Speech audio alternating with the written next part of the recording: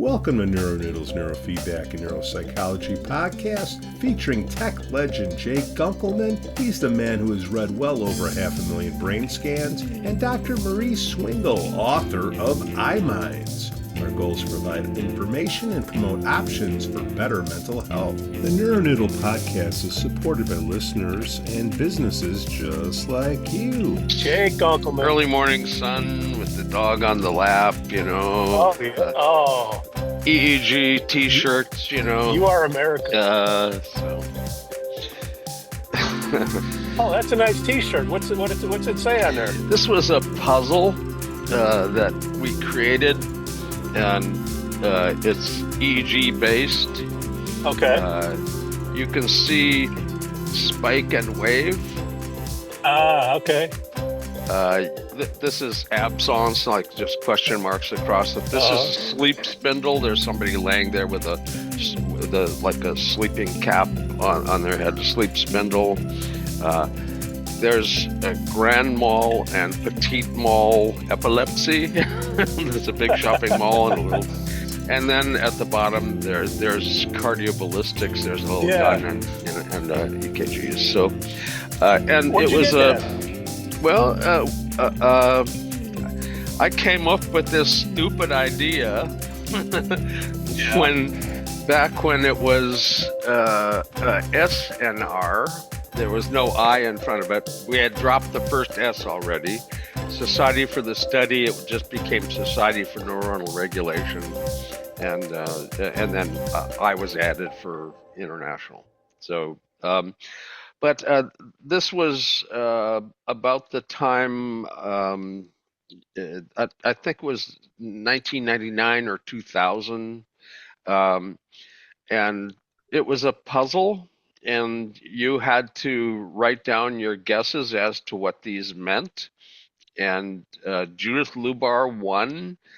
David Seaver almost won. He had all of them right except the Grand Mal has a postdictal slowing, and she got that and he didn't. So that was the tiebreaker.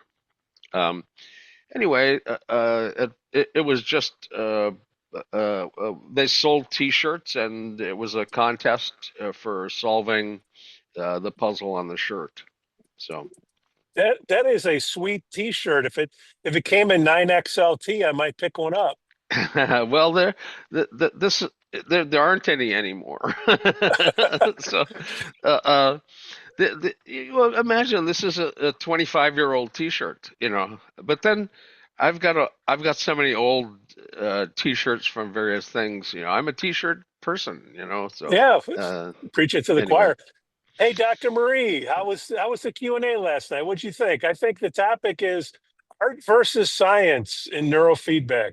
I think it was a wonderful chat, and I think it just was purely about semantics. I think all of us were agreeing that science at higher levels is an art, and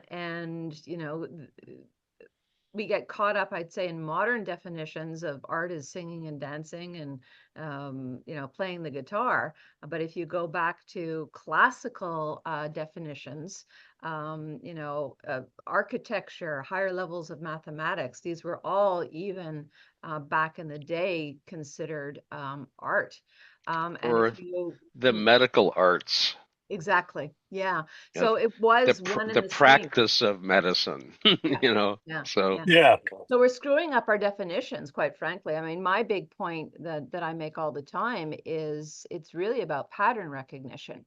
And whether we talk about the EEG, so the art of neurotherapy, whether we talk about any of the quote unquote sciences and the arts, music is mathematics. Music is about patterns. Dance is about patterns. So I think that's all what we're really talking about. I think it's a good EEG is about frequencies and patterns, and there's a lot of mathematics underlying it. I mean, what EEG QEEG is linear algebra, which is like just that much beneath calculus. It's the last thing you have to study before you take calculus is linear algebra. So so if I can continue on my rant here, this is what drives me absolutely crazy about school systems I would say almost internationally now, cutting out the quote unquote arts as frivolous. This is base training for quote unquote the higher arts if we want to really be classics amongst professions. But again, it's about pattern recognition. It's about learning these systems. It's Yeah. critical. The other is, even the writing arts, almost everything in our future is predicted by imagination in the quote unquote past. Like our sci-fi predicts a huge amount of invention. So I would say, our modern definition of arts are the foundation of science. The classic definition of arts is they are science. And not to disparage frivolity, Yeah, and fun, So, right? Yeah. yeah, yeah, Well, to yeah, me, yeah, that's the yeah. difference between an art and a hobby. Like a hobby, you do something simply because it's fun, you play with patterns, etc. The outcome doesn't matter. I forget who wrote it. It was a beautiful piece. Um, they were speaking of the violin, and it was talking about practice, and the whole conclusion was about, hey, wait a minute, I've been playing all the time. What's the difference between practice and play? What is the right definition? What is art? It's not science because you can't pick up the recordings yet with AI. So we have to use the art of Jay Gunkelman and Dr. Marie to look at the recordings to figure out what's going on, or what is the right definition? We have a scientific technique that there's science and math underlying what we do, Yeah. but how we do it is a clinical art. Okay.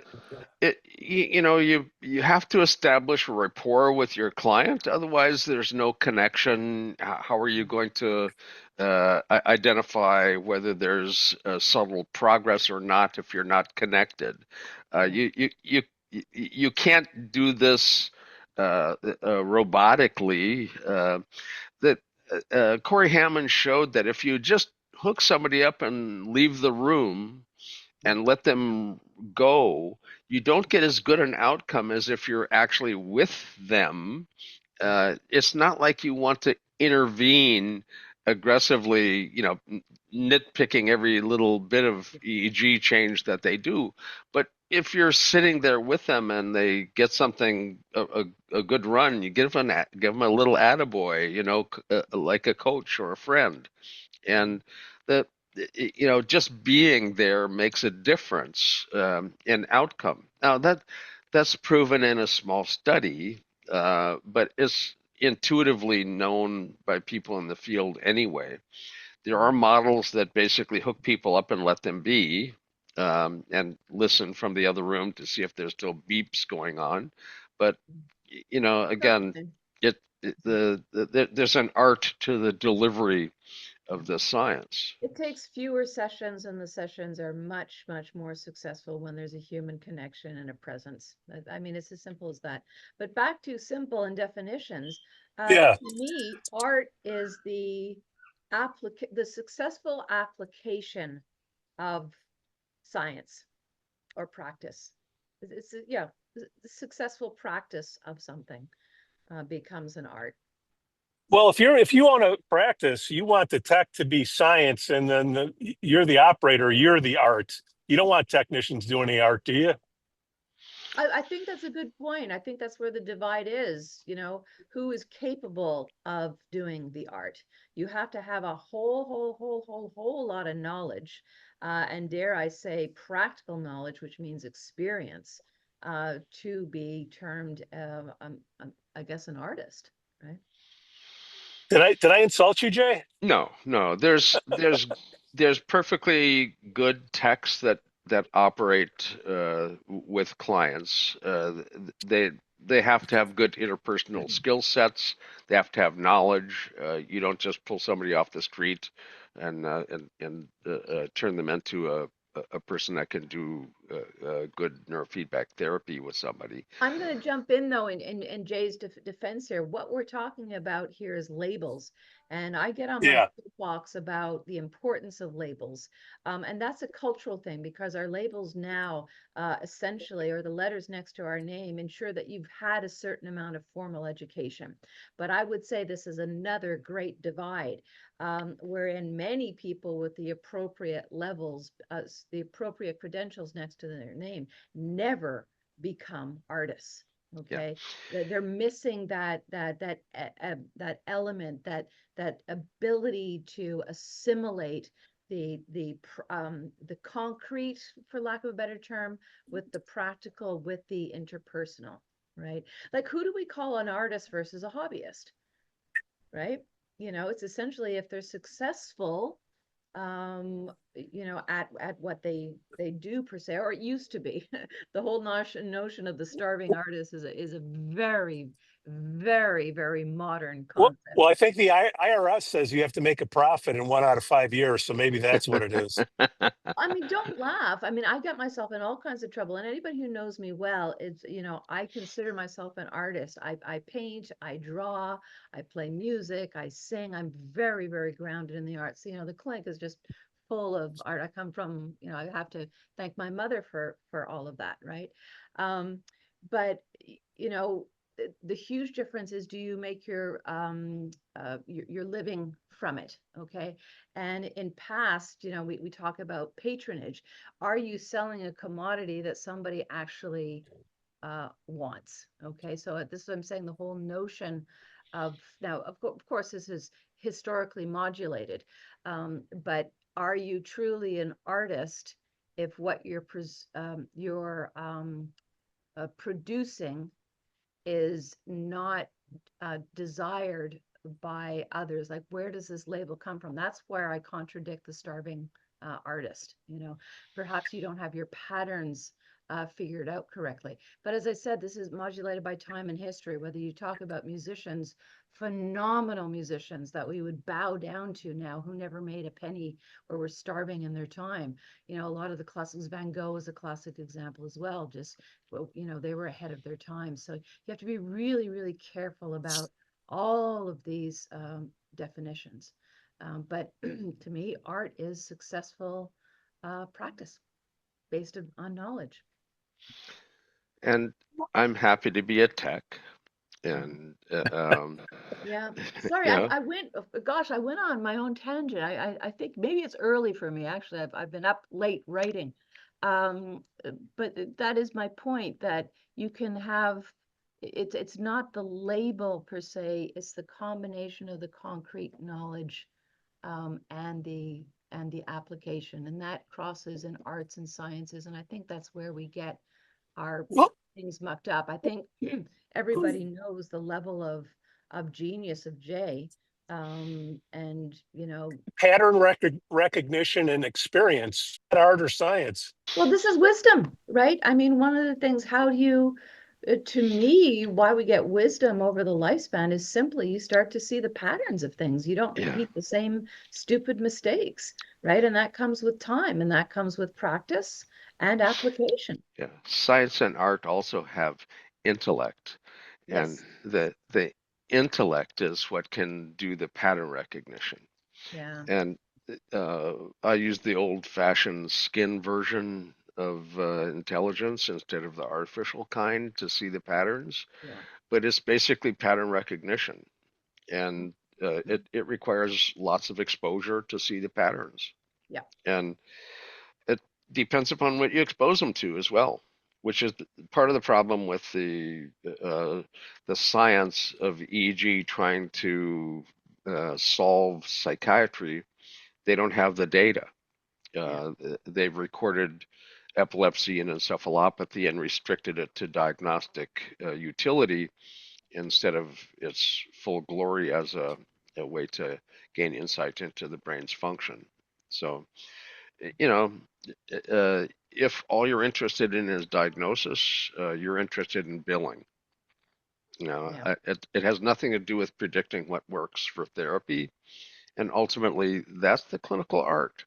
You take what scientific knowledge you can gather, and with your clinical art, you have to decide what's really going on and how to fix it. And yeah, I'm going to go a step further here. As far as I'm concerned, there's absolutely no art whatsoever in diagnoses, right? It could potentially fit into what's coming up as our definition of pattern recognition, but there's no pattern. As Jay has pointed out many, many times, if you scroll down the different supposed diagnosis and classifications, the patterns repeat throughout them, you know. So yeah. Well, let's look at a psychologist. What's the art and science there? If it doesn't exist in the DSM-5, then art has to come into play, right?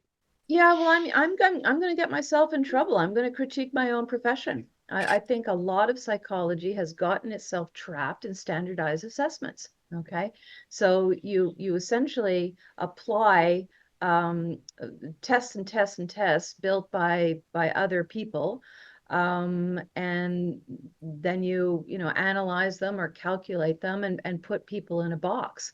But what do you do then? I've criticized again in the school system, you get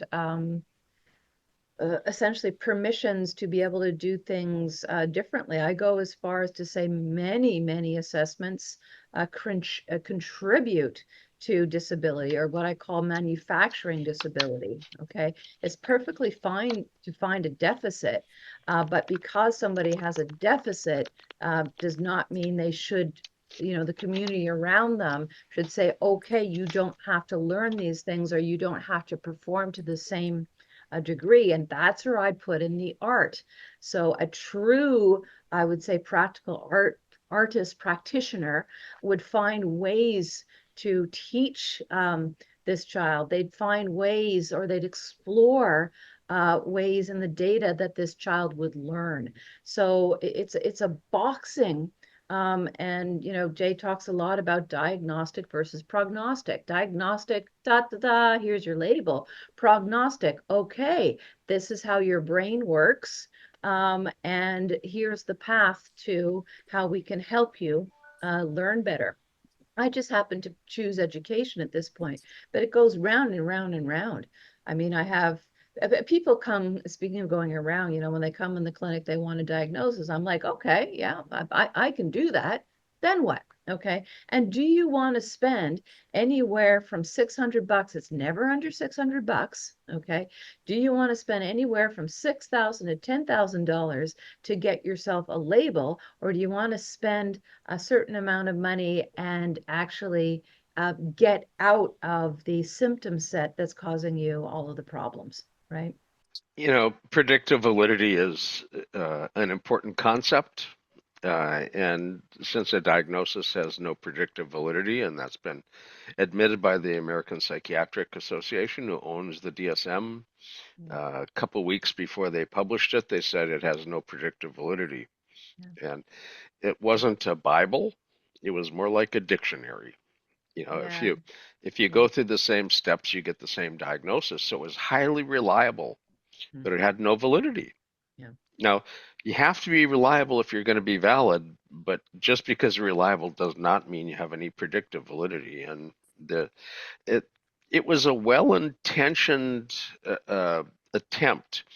Diagnosis, therefore therapy. If you got the diagnosis, you'd be grouped into a group that would end up with the same therapy, but it didn't work. It was a well-intended, approach, but it's a failure. Yeah, it was going after unity. As you said, the original intention is if you put somebody within a certain category, you would know how to help them. And I think that's where it all fell apart. The DSM-5, for lack of a better definition, it defines what the science is. If it's not in that book, you can't get paid. It doesn't exist. I'm going a little bit overboard here, but if that statement is true, then what needs to happen? What changed from DSM-4 to 5, and what needs to change to go into 6? That'll get us through the rest of the show. From 4 to 5, the intention was to replace the general diagnostic, interview-based, tell me your story and I'll classify you, with biomarkers, genotypes, phenotypes. That was the intention, but they failed, and they backed away from it. And again, in part because of institutional pressure.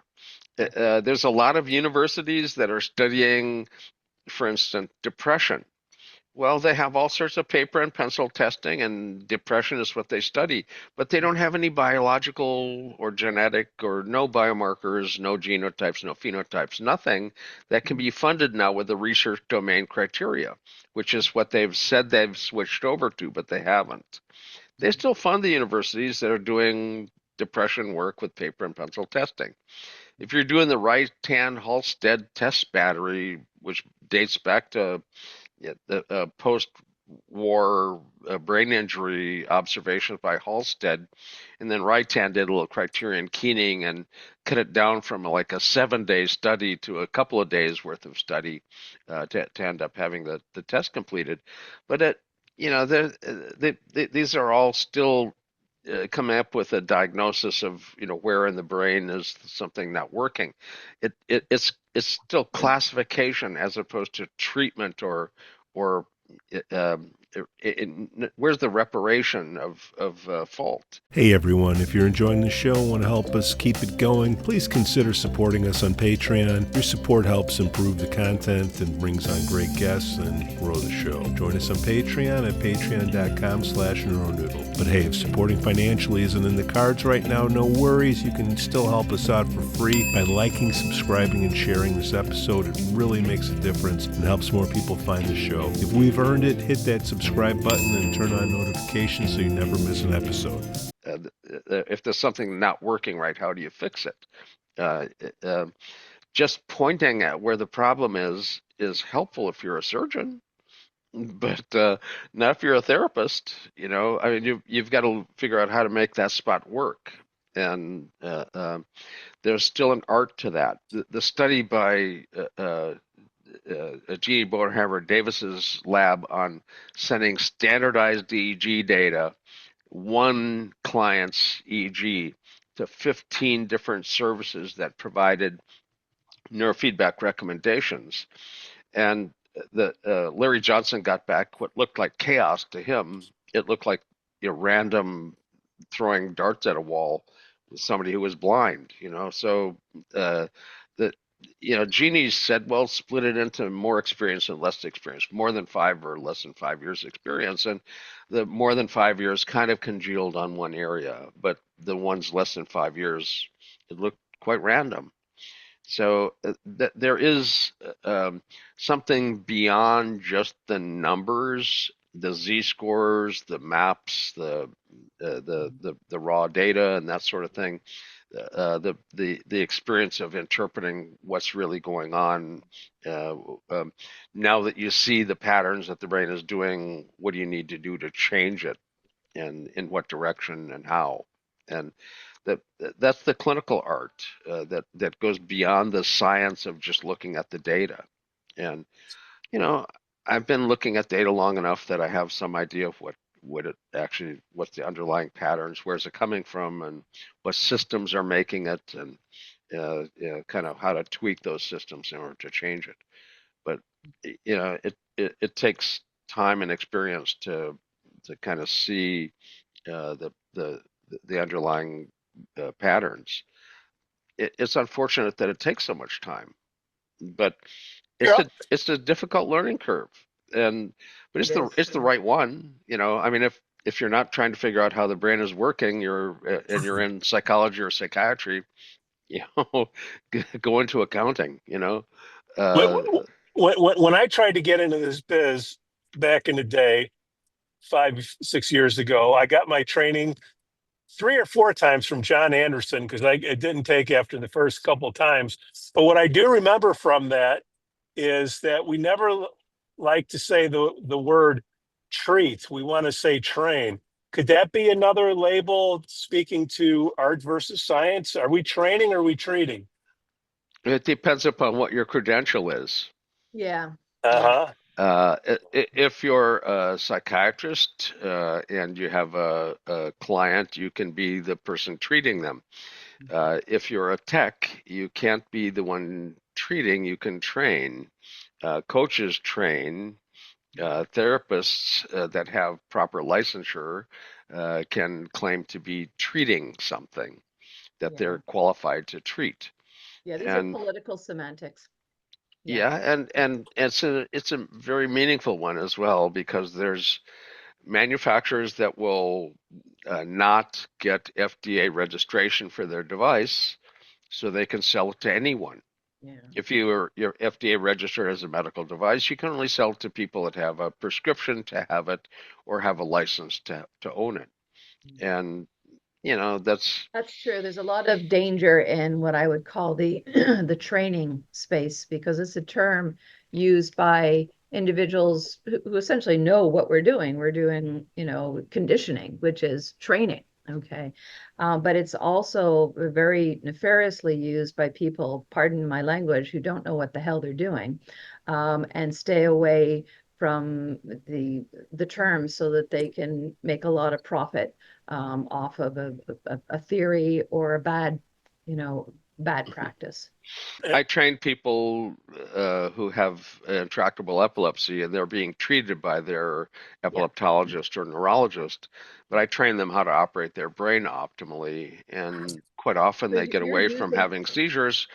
which means that the doctor treated them really well, So you're So using terms just to sit nicely in your boxes by letters next to your name, right? But as I was saying, there's this whole other fraction that's avoiding it, not to yeah, do good, but but to do. but now they call me the Godfather. Ooh, I love it. Where is all this swag coming I from? love it. The QEEG certification board made T-shirts and hats with Jay Gunkelman, Godfather of QEG. Love it. Love it. So the apparently there's some art going on in that scientific group. They Yeah. came up with swag. Well, I mean, the other thing, if we're going to I know we're hopping around having fun here, but if you look Yes, we at a are. lot of, scientists, a lot of scientists actually are very good musicians. They're artists. You'll find in terms of, what people's hobbies are, there's quite a match there if you just rattle people off. Yeah. So Pete, is somebody driving you? Are you in a Waymo? What's the deal here? I I, I was on the I Pacific. see overpasses flying by overhead. So Yeah. I was on the Pacific coast a couple weeks ago. Now I'm on the Atlantic coast, Jay, visiting the Northeast, and ah, we Northeast hate to. Regional. Yeah, Th- Northeast Regional. That's right. EEGs everywhere. I I think I just paid for 3 students to go to the Northeast Regional Society meeting. So it's a good meeting. I can't travel, so the least I can do is help out some students to go. Angelika and Mitch Sater. Mitch and Angelika. That's it. Yeah, and Angelika used to be the executive director, and that's There we still go. Yeah. who I interact with because she knows she can put the tap on me for funding students. All she has to do is ask. So anyway, I'm a soft tap for helping out students. Of course you are. So to answer your question, yeah, I hate to leave the viewers and listeners without some content.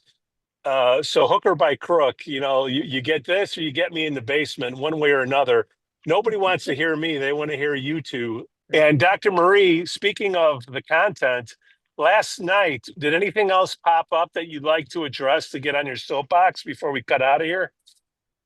No, well, we were talking a lot about the application of frequency in medical practice, which is essentially what we do. And we were referencing my work, a lot of the things that were going into the apps. So the layering of and the blending of certain frequencies to potentiate neurotherapy. So that's everything that's beyond the Swingle Sonic app series. But I also did a shout out to Barbara Mitten, because people were curious about, does music affect the EEG?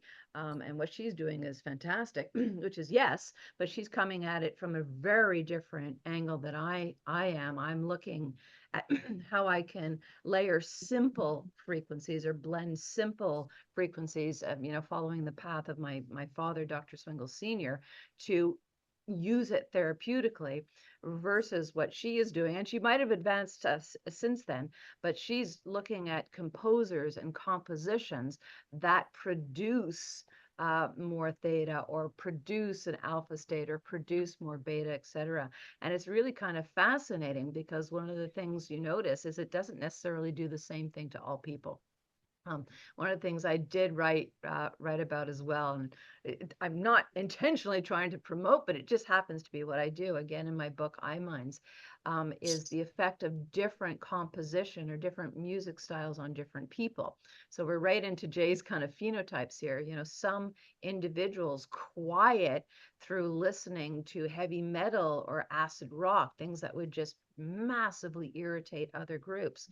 Similarly, classical music to some people is very, very calming and quieting, and other people, the screech of the violin drives them mad. The prosodies of, I would say, 1970s American folk music, some of these melodies and prosodies. I mean, the study of music and mood, as well as what it does on the EEG. I mean, this is a fantastic area, and I'm so happy that this is on the forefront now. Talk about art and science. So I'm really happy that there are a lot of us working on this in many, many applications. For the capitalists out there that are interested in apps and making money, where do we find this app, Well, you can find Dr. Marie Swingle? You can find our app at swinglesonic.com. And many of us are absolutely blessed to make a living from the art that we produce. So yeah, the commercial component of the science is at swinglesonic.com. And we currently have 3 apps: Insomnia, or Sleep for Insomnia, self-explanatory; Focus, which covers many aspects of individual, from memory difficulties to anxiety, etc. And then our flagship, which is BrainCalm, which helps to quiet without sedation. And anybody who wants to see the data, we've got it. It's all data driven. This isn't the hokey pokey that you find on the internet. This is data driven, science based.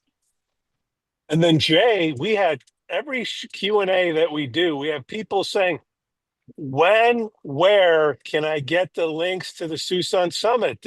They wanted from 2024. So Dr. Mary Tracy, I almost said Mari Tracy. We Now that would be funny if it's Mari Tracy and Mary Swingle. Hey, wait a minute, Pete. that's screwed up.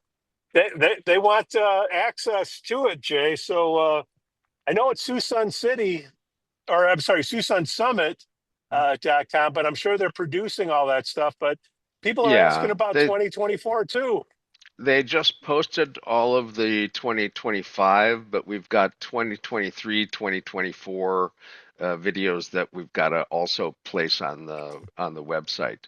Dirk de Ritter, Martijn Arns, Ron Swatsina, me babbling about different things, different times as well. But there's quite a few talks that are there. That if you get it all 3 days of any one of the years, it's going to be like $300. But if there's only one talk you want, you can pick that one talk. $50 a pop for a keynote address for 90 minutes. And the thing is, it's not lining anybody's pocket. This is going direct to students. So if you buy a video, you're basically funding $50 towards a student somewhere. So it's worth it. It's worth it. It's worth it. I mean, these are the leading minds of our discipline, And as Jay was saying, listening to the leading minds of today is making the leading minds of tomorrow with the students. So I would say get the whole bunch. You're you're, Yeah. you're not gonna regret it. That's the commercial right there. Perfect. the I Well, would like to be you able to can point you paste it on directly YouTube if at you want. Yeah. I'd like to point you directly at the website right now. We're just getting Yep. everything transferred over to Vimeo. They've got the ability to Uh-huh. do time delimited password access and limited password access to one document only. And as I say, it's being posted. So All right. All right. probably by next week we'll have an actual link and the method for payments and all that kind of stuff Yeah, straightened out. perfect. Well, there's a demand for it, Jay. Big surprise. The thing they don't have on video is all the tomfoolery that goes on in between all these things. Well, That's and where I so come the in. next and one's you have coming to up. be there to get that, Yeah. and we sell out. So next year, get your seat early if you want to have the 3D version, and because we do sell out, and we're not going to go to a different facility because this one is walkable from the hotels and it's local for me, and That's right. I can't. And I barely made it through this one. I bombed out the middle of the first day and had to had to go home and recover and get my meds straightened around so I could live another day. Oh, you came Uh, back strong, Jay. Who you kidding? I talked to Kim and Mike. They're going to put up bleachers next year. on that note, I'm going to push even further, like the value of face to face, and we joke about the conversations at the bar, but absolutely, I mean, some of the major, well, I mean, the alliance that brought us to, Swingle Sonic Neurodel, that was at a conference. That was originally named the Multisivano Project because it was over a dinner in Montisivano, Italy, that we had our little ding eureka about aligning and making this. And if you talk to everybody in the discipline, whether it's the bleary-eyed around coffee in the morning conversation or the late night yaps, the genius, the ideas, the sharing of information that didn't make it into the formal presentation, the jewels, the jewels, the jewels. And again, especially for students, in terms of just those sparks, the ability to travel down into the genius and the amazing questions, but also everybody is so approachable. There's no such thing as a stupid question. You can corner anybody and pick their brains. Jay, would you like to look at this data? Now that's a stupid question. Jay Gunkelman, Dr. Marie Swingle, art versus science, neurofeedback. You heard it here on the East Coast of the United States, speaking to the West Coast. There was one topic that was discussed, which was AI Yeah. and an AI therapist. And I have one thing that's different between an AI therapist and an actual humanoid therapist. Oh boy. There's accountability Yep. for the person. Yeah. Yeah.